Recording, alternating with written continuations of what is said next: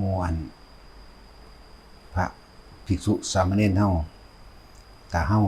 บ่มีความอยากได้กับอยากเป็นแต่ก็แค่หาเครื่องอยู่หมายถึงทรงชาติของเฮาเองนั่นแหละอยู่กับความรู้สึกตรงกลางระหว่างคิ้วมั่งหน้าผากมั่งบนหัวหนังศีรษะมั่งระหว่างกลางหัวกะโหลกมั่งหน้าอกมั่งท้องลิ้นปีนั่งอยู่แค่นี้มันก็พ้นแล้วล่ะคำว่าความอยากได้คือมันบ่มีความโลภประเด็นเฮาบ่มีความอยากได้บ่อยากได้หยังจักอย่างทรัพย์สินสมบัติเงินทองชื่อเสียงบ่มีความอยากเป็นแล้วก็บ่เป็นหยังอีกบ่เป็นผู้มีหูทิพย์ตาทิพย์บ่เป็นผู้มีอิทธิฤทธิ์บ่เป็นผู้มีบ่เป็นหยังบ่เป็นพระอรหันต์บ่เป็นอีหยังเลยอยู่แค่นี้พอเฮาโดยปัญญาก็คือมันรอบรู้และรู้รอบเบิดทุกอย่างแล้วว่าทุกสิ่งทุกอย่างแก่มีความเกิดขึ้นแล้วก็ดับไปบ่มีอีหยังกีรังอย่างยืนเลยเฮารู้แล้วว่าคำว่าทุกข์นี่เกิดขึ้นจากสิ่งที่เฮายึดในความอยากได้และอยากเป็นนั่นแหละเฮาอยากได้มันเด้เฮาเลยเป็นทุกข์เฮาอยากเป็นเด้เฮาเลยเป็นทุกข์แล้วก็ต้องดิ้นรนแสวงหาค้นคว้าแล้วก็ถ้าเว้าโดยโลกก็เลยต้องทำลายซึ่งกันและกันเพราะผลประโยชน์ในความอยากได้และอยากเป็นอยากได้หุ้นส่วนนั้นนี่อยากได้ทุกอย่างนั่นแหละในความอยากได้อยากเป็นก็อยากเป็นผู้มีสูงสุดก็เป็นผู้อยู่เหนือคนทุกคนนั่นแหละอยากเป็นผู้มีอิทธิพลอยากเป็นผู้มีอำนาจนั่นแหละคำว่าอยากเป็นอยากลูกก็ดีอยากทำเฮาก็บ่อยากได้หยังหูทิพตาทิพเฮาก็บ่อยากได้เป็นผู้รู้อดีตอนาคตเป็นผู้รู้ปุพเพนิวาสานุสติญาณต่างๆหรือจุตุปาตญาณต่างๆรู้จุติของสัตว์เหล่านี้เกิดมีอาหารมีอาชีพมีชีวิตมีป่วยตายโดยโลกนี้เกิดจากนี้แล้วก็ไปเกิดต่อไปที่นี่เรียกว่ารู้ความเกิดและความเป็นไปของสรรพสัตว์อันอื่นใดก็ซะก็บ่สิมีความหมายหยังว่าบ่จำเป็นต้องไปหาจากได้บ่จำเป็นต้องไปหาจากเป็นหยังอยากได้หูทิพตาทิพอยากได้อ่านวราจิตอยากได้อยากรู้กำเนิดหมู่สัตว์ต่างๆนี่ก็บ่ต้องอยากเป็นใดใดทั้งสิ้นบ่จะต้องไปเป็นดอกผู้มีฤทธิ์บ่ต้องเป็นดอกพระอรหันต์อย่างว่าแล้วเฮาก็อยู่กับปัจจุบันของเฮาเองความอยากได้คืออดีตความอยากเป็นก็คืออดีตมันนั่นคือว่าคืออดีตอยากได้ไปได้ยินได้ฟังมาแล้วอ่านมาแล้วบันทึกสัญญาไว้แล้วเดี๋ยวก็ดิ้นรนแสวงหาในความอยากได้ในอยากเป็นเมื่อมีอดีตก็ต้องมีอนาคตเกิดจากอดีตทุกข์เกิดจากสุขรักหรือเกลียดเกิดจากรักพอใจหรือไม่พอใจเกิดจากความพอใจแต่เฮาอยู่ตรงกลางมันได้นี่มันก็สบายบ่มีอีหยังไม่รักไม่เกลียดแต่บ่ฮักก็บ่มีความเกลียดดิถ้าไม่พอใจความพอใจก็เกิดขึ้นไม่ได้ถ้าบ่อยากได้แล้วก็บ่อยากเป็นมันก็บ่มีอีหยังที่ต้อง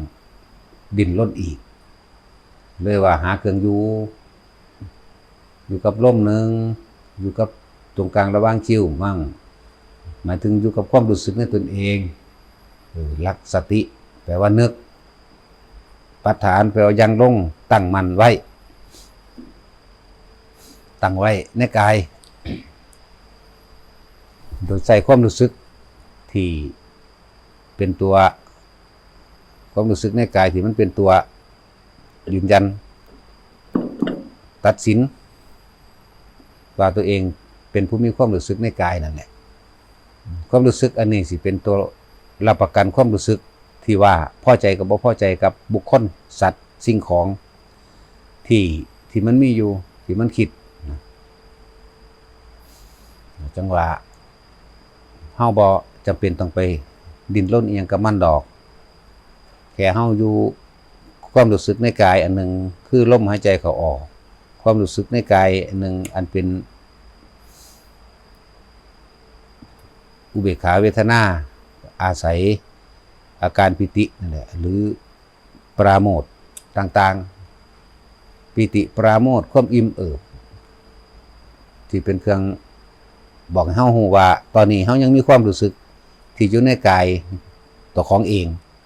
เฮาบ่ไปติดอยู่ในกายผู้อื่นเฮาบ่ไปติดอยู่ในวัตถุสิ่งของผู้อื่น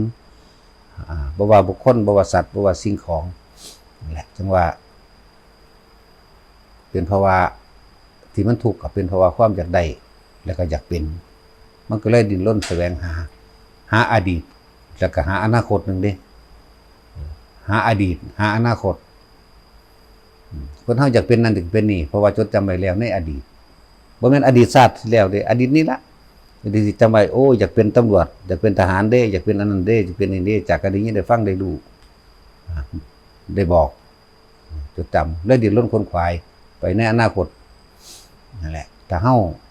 เข้าใจทุกสิ่งทุกอย่างในโลกนี้หาความที่ยั่งยืนบ่ได้มีแค่เกิดกับดับแล้วก็ประคองชีวิตไว้เพียงแค่รอวันตายนี่อยู่กับลมมั่งอยู่กับความรู้สึกในกายตัวเองมั่งแค่นี้มันก็พ้นแล้วดิสุดยอดของปัญญาคือเห็นอนิจจังเห็นอนัตตานี่บ่มีอีหยังที่มันสิมั่นคงเจริญหรือสืบที่บ่พังทลายได้บ่มีแต่เกิดขึ้นดับไปคนก็ตามสัตว์ก็ตามแม้กระทั่งโลกนี้เกิดได้โลกนี้ก็ดับได้ศาสนาของพุทธศาสนาหรือธรรมะที่พระพุทธเจ้าได้นำมาแสดงองค์นั้นพุทธเจ้ากัสสปะพุทธเจ้าแต่ละองค์ที่นำมากะเกิดดับ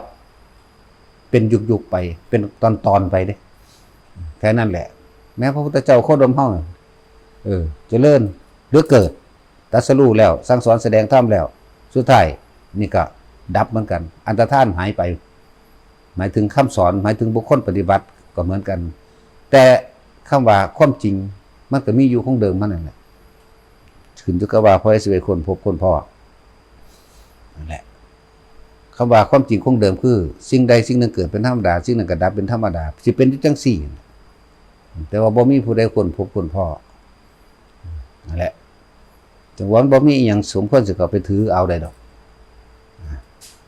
ผู้ใดถือผู้ใดยึดผู้นั้นก็เป็นทุกข์กับสิ่งที่ถือในความอยากได้และอยากเป็นนั่นเองฉะนั้นหมู่พระเฮาอยู่ง่ายๆโลดอยู่อ่านหนังสือมั่งท่องบนจดจำคำสอนพระพุทธเจ้าไว้มั่งอยู่กับความรู้สึกในกายในลมมั่ง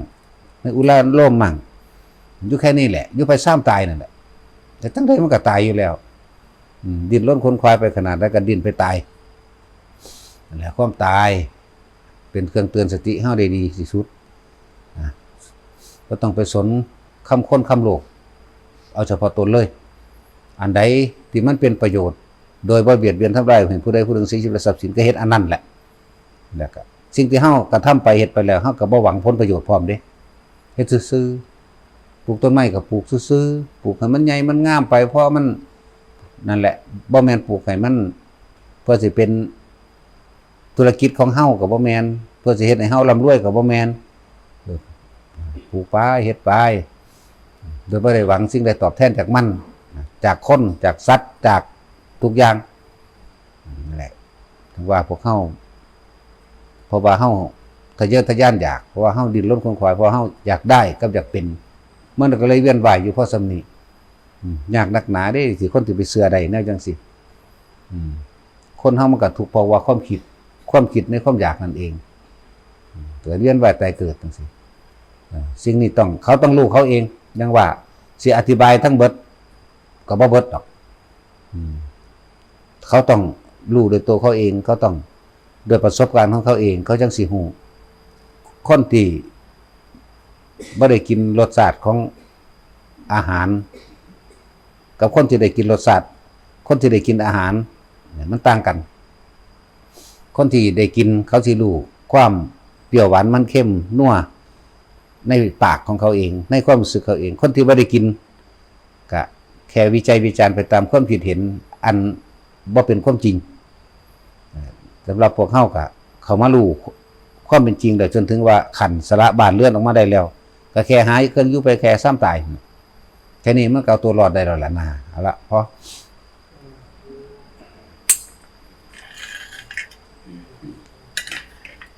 ัดเคยเข้าวัดภาคมีได้